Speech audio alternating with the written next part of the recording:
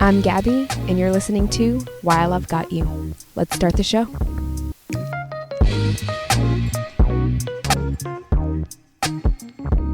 Hello, everyone, and welcome back to the podcast. Thanks so much for joining me. I really want to set up the scene before I get into this moment that we're going to discuss today. So, 2025 was extremely hard for me. Probably the hardest year that I've ever had. I came into 2026 a bit broken and bruised and lost. And as a big dreamer, I felt so behind and really ashamed about the number of times I'd tried to start on the path or start on the journey to get to where I see myself one day and had sort of failed or fallen off or wasn't consistent or it didn't pick up the traction like I thought it would, so I abandoned it, or I got into a situation where I was just in survival mode and making ends meet, and so my creativity was just beaten down. I had an idea of what I wanted to do. I knew that I wanted to come back and do a podcast because it just felt like the most correct and direct path for where I see myself in the future. I knew I wanted to come back and do a podcast, and since I'd already had a podcast, I know all the steps to get started. And I still felt very much like I had nothing to say. That I could go through all the steps, I could get everything done, and then it wouldn't matter because I would sit down, pick up the mic, and choke. Because I had nothing to say. I didn't even have a thought of what I could say. So I had gotten into this challenge where instead of trying to create for the public and for like public consumption, instead of trying to create for an audience in which I would potentially run out of ideas because I didn't have one to start with, or I would spend so much time getting amped up and getting excited that I would rebrand and I would find a name and I'd reserve all the domains and I would create a content strategy and I would create content pillars and do all of this prep work and then get to the mic and again choke. Instead of focusing on things that way, I needed time to build trust with myself. I was essentially in a listening to myself, listening to my body, and like trust building exercise. And while I had started noticing things subtly shift in my inspiration and my creativity and my creative expression, trust and trust building takes time. And it probably would have been a really cute little reel idea. If I was showing you how I felt then versus how I feel now, it would be a cute before and after 30-second reel and would not account for the bad days where I still felt like nothing was happening, no progress was being made, and I was just really down and hard on myself and carrying a lot of shame for wanting to have big dreams and feeling like a failure for never being able to correctly, quote unquote, or consistently follow through on them. So that's my generalized mindset at the top of the year. And I've just left a coffee shop that I had been working at and am heading home, driving around my neighborhood, looking for parking. I live in LA, so if you know, you know. And I'm listening to this podcast called We're Your Girls with Tiffani Singleton and Taryn Delanie Smith, who I'm sure many of you know from social media. If you looked them up right now, you for sure have seen their content. You just probably didn't know it was them at the very least.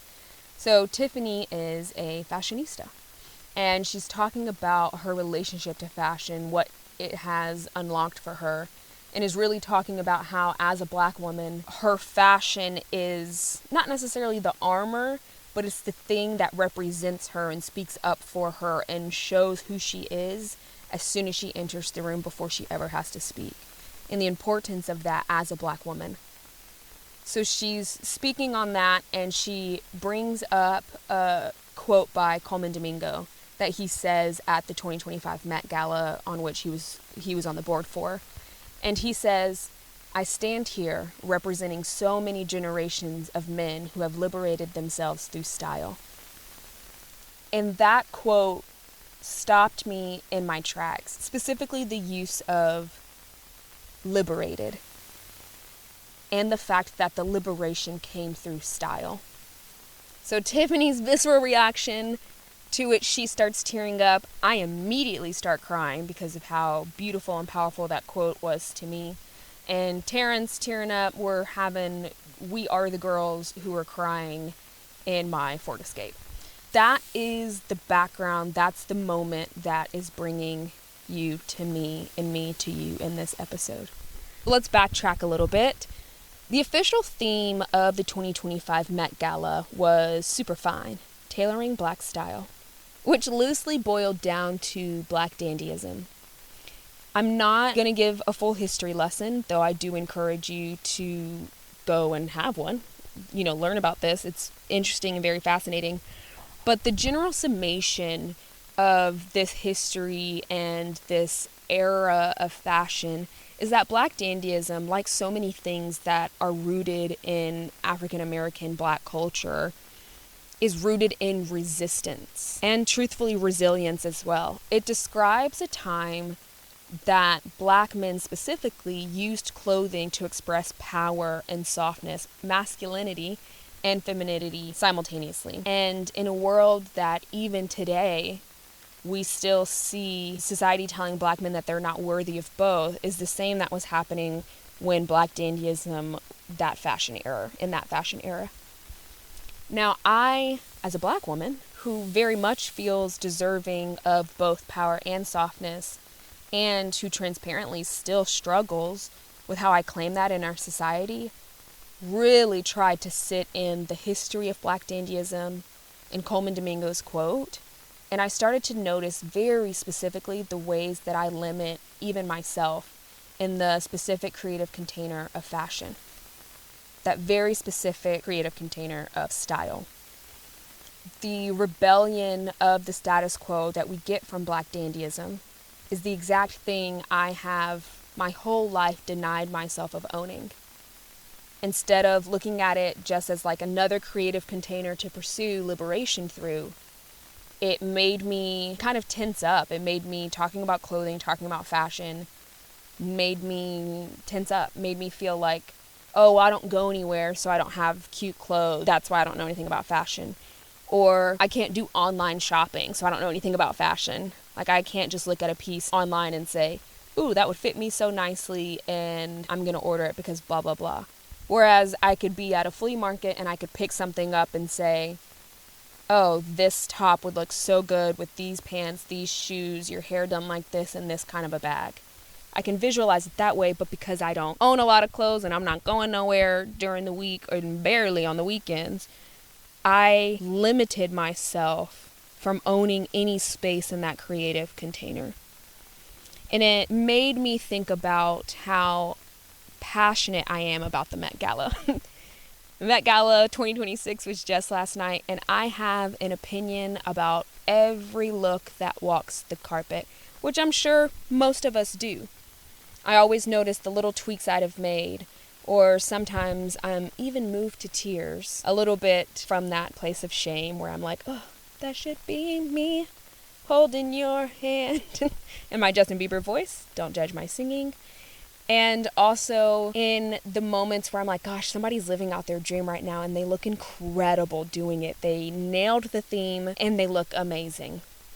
I notice when the fabric is something that I don't love, or if the proportions were a little bit better. I notice details that I wish were added or taken away. And yet I've spent the majority of my life walking around and saying, I'm not really a fashion girly. I don't really know anything about fashion.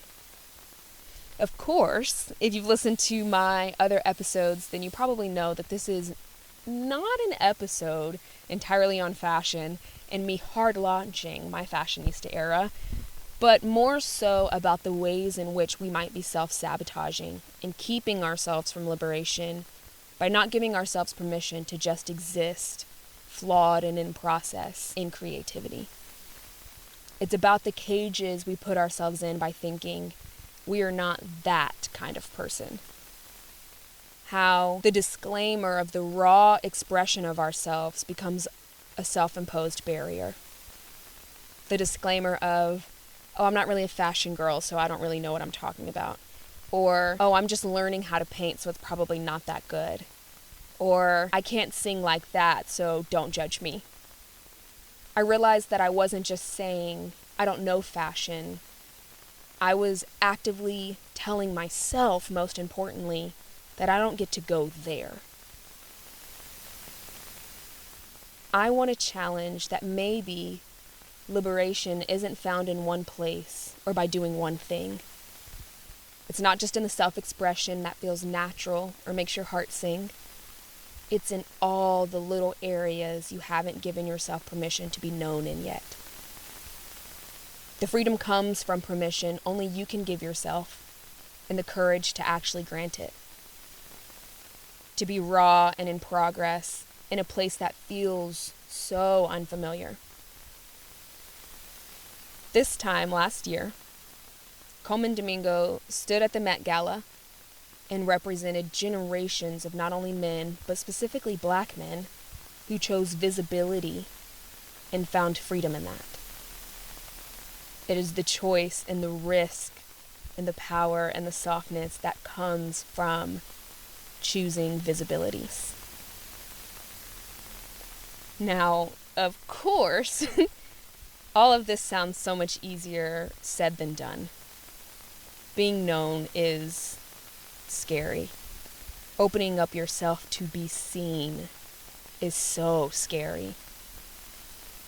And I'm curious what our lives, mine included, could feel like if we operated under the notion that liberation lives both where you already are and in the places you haven't let yourself go yet. That's all I've got for you today. Thanks so much for listening, and I'll catch you next time.